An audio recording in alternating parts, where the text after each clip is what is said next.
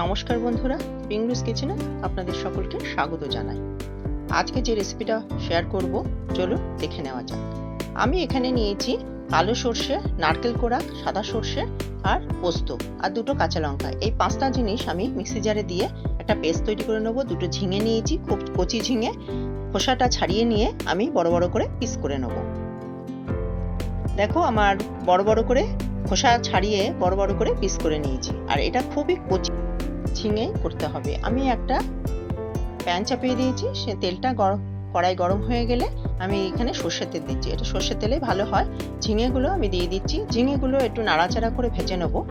কিন্তু এখন কিন্তু আমি লবণ দেবো না। আমরা যে কোনো জিনিস ভাজতে গিয়ে সামান্য লবণ দিই, কিন্তু এখন লবণ দেবো না, কারণ ঝিঙেতে প্রচুর পরিমাণে জল থাকে। জলটা বেরিয়ে যাবে, লবণ দিলে আরও বেশি তাড়াতাড়ি জল বেরিয়ে যাবে, ভাজা হবে না। দেখো এখন ভাজা হয়ে গেছে, আমি এখন লবণ দিলাম, লবণ দিয়ে ভেজে নিচ্ছি। এবার নরম নরম হয়ে গেছে, আমি এবার তুলে নিচ্ছি। আর যে পেস্টটা তৈরি করা বলেছিলাম সেই পেস্ট তৈরি করা হয়ে গেছে। আমি একটা বোলের মধ্যে পেস্টটা নিয়ে নিচ্ছি।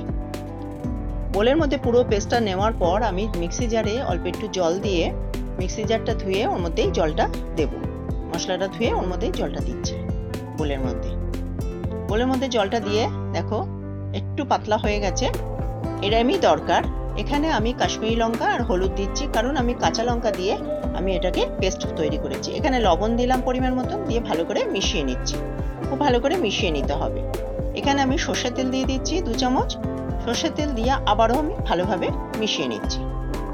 এবার যে ভেজে রাখা ঝিঙে, সেই ভেজে রাখা ঝিঙেগুলোর মধ্যে দিয়ে দিচ্ছি। দেখেই মনে হচ্ছে কত সুন্দর ভাজা হয়ে গেছে, খুবই নরম হয়ে যায় ভাজতে ভাজতে। এবার আমি ঝিঙে দিয়ে ভালো করে মিশিয়ে নেব। ঝিঙে দিয়ে ভালো করে মিশিয়ে নিচ্ছি। এই রেসিপিটা কিন্তু দুর্দান্ত খেতে লাগে। গরম ভাতে এক থালা ভাত এই রেসিপিটা দিয়েই খাওয়া হয়ে যাবে। দেখো এবার আমি একটা কড়াই চাপিয়ে দিয়েছি, এখানে গরম জল দিয়েছি। গরম জলের ওপর এই বোলটা বসিয়ে দিয়েছি। বোলটা বসানোর পর আমি দুটো কাঁচা লঙ্কা দিয়ে দিচ্ছি, চেরা কাঁচা লঙ্কা দিয়ে আমি ঢাকা দিয়ে দিচ্ছি।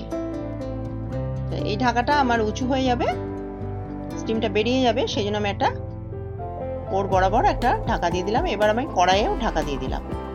ঢাকা দিয়ে আমি এটা লো টু মিডিয়াম ফ্লেমে করতে দেবো। এটা হয়ে গেছে, দেখো কত সুন্দর হয়েছে। দেখো দেখেই তো মনে হচ্ছে যে এক থালা ভাত এখনই উঠে যাবে।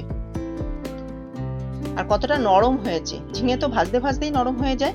এই রেসিপিটা তোমাদের যদি ভালো লেগে থাকে তাহলে অবশ্যই লাইক করো, শেয়ার করো। আর আমার চ্যানেলে যারা নতুন তাদের কাছে অনুরোধ থাকলো আমার চ্যানেলটিকে সাবস্ক্রাইব করে দেওয়ার। আজকে এই অবধি, অন্য কোনো নতুন রেসিপি নিয়ে অন্যদিন হাজির হয়ে যাব। ধন্যবাদ।